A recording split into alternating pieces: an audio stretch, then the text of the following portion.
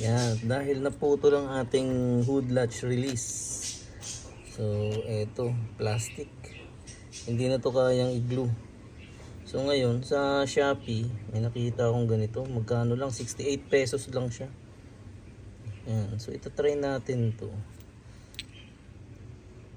Ngayon, para makabit to, naputol tong plastic. Tinanggal ko na rin yung nandun. Yan, tanggal na siya. Dito. Inalis ko na lang yung tornilyo para makabuelo tayo ng magtanggal. Kailangan tanggalin to tanggalin tong konti yung plastic. Yan. So sinisimulan ko lang tanggalin. Cutter na lang ginamit ko. O kaya kung may maganda kayong tools na naisip na pang tanggal niyan, mas maganda.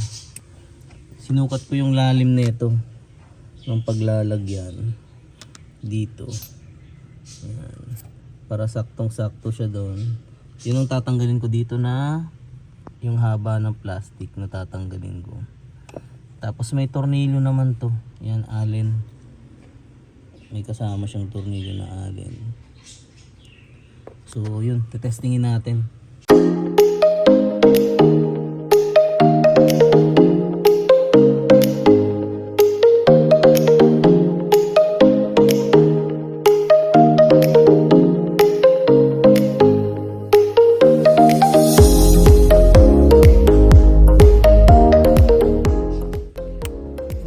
Mahigpit na rin naman siya. So kahit hindi ko, dalawa naman yung bolt. So kahit hindi ko na ito lagyan ng steel epoxy. Ngayon, itry natin. Ngayon, balik na natin. Tapos testing natin sa yung hood.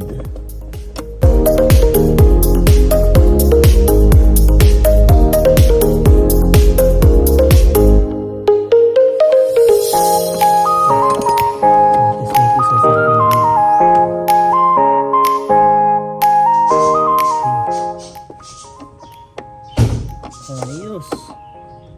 Okay na rin siya. Kasi masyadong naka-usli.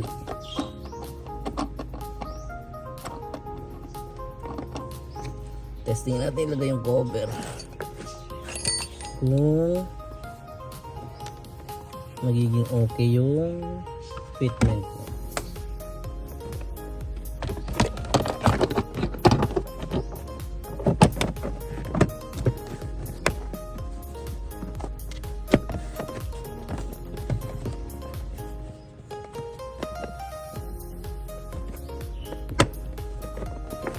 Ayos. So ito ang gusto ko. Flush siya. Parang stuck lang talaga. So yan. Medyo tabingi pa. Medyo nakadikit pa dito ng konti. Pero okay na. Isa natin. Ayos. Okay na yan. So ito lang pagkakaiba niya. Medyo ano lang itong stuck. Medyo malaki lang.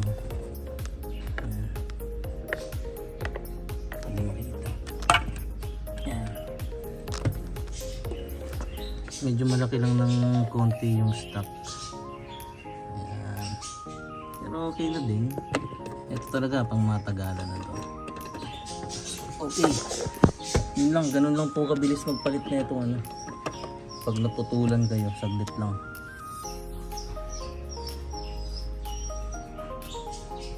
Okay. Thank you mga sir. Thank you for watching.